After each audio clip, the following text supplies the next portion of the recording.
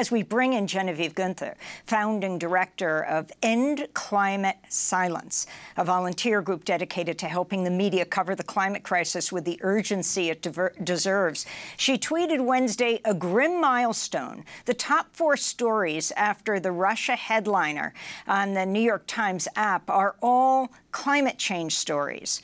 Of course, only one article, an explainer piece, actually mentions the climate crisis, and none mention fossil fuels. This is a fail, Professor Guenther says. Welcome to Democracy Now! So many people would say the weather is being covered constantly, yet you had a group called End Climate Silence. Talk about what's missing. So I founded End Climate Silence in 2018 after I spent a morning in my car listening to public radio and hearing 3 segments on stories that were clearly climate stories. One was about the drought in the Pacific Northwest. One was about the floods in Japan that year that had displaced millions and millions of people. And another one was about how self-driving cars would change the way we moved around and changed our transportation systems. And none of those stories even mentioned climate change, even though clearly climate change was playing a role in the creation of those stories and would have a role in the ongoing transportation systems that we would need to create in order to halt global heating. And so I founded End Climate Silence in order to try to teach the news media that even if you're not telling what you think is a science story or an environment story, even if you're reporting on breaking news as this, smoke all across the United States clearly is, you need to connect the dots to from what you're reporting to the climate crisis, and then through the climate crisis to the use of fossil fuels that is heating up our planet. So, for example, most of the stories on the wildfire smoke would talk about the unprecedented wildfires that are raging across Canada right now. And some of them even discussed the heat and the drought that's been creating this fire weather north of the United States. But none of them actually articulated the words climate change, and they didn't explain that it is the ongoing use of fossil fuels that is putting carbon dioxide in the atmosphere and creating these conditions for these extreme weather events, these disasters, which are already affecting Americans' health, Americans' safety, Americans' ability to live normal lives.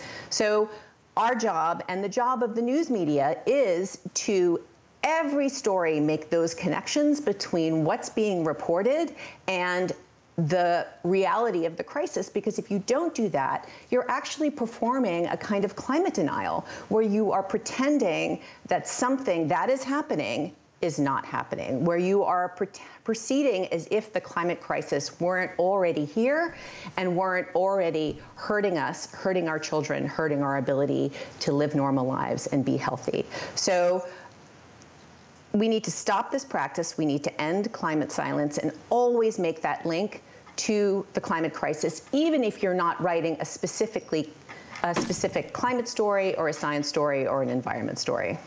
So Genevieve, before we conclude, if you could explain, presumably you've spoken to some of these journalists who cover these stories without talking about the climate crisis.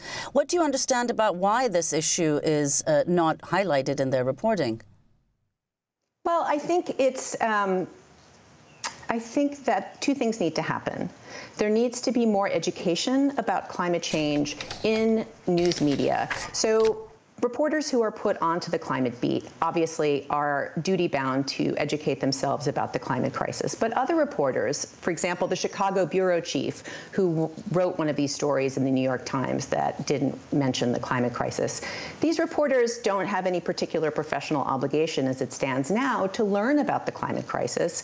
But as our planet heats up, even if we phase out fossil fuels as soon as possible, we are going to continue to see some of these extreme weather events until our, climate reaches a certain equilibrium. So all reporters, no matter what their beat, need to be educated in the climate crisis. And so this needs to happen in journalism programs, and it also needs to happen in onboarding of new journalists into television stations, into newspapers, into radio stations. All venues need to have a kind of institutionalized method to educate their reporters about the climate crisis. And then there needs to be a culture shift where editors understand that the climate crisis is no longer a story simply for the science or environment section. It's a story that is on the front page nearly every day, especially in the summers.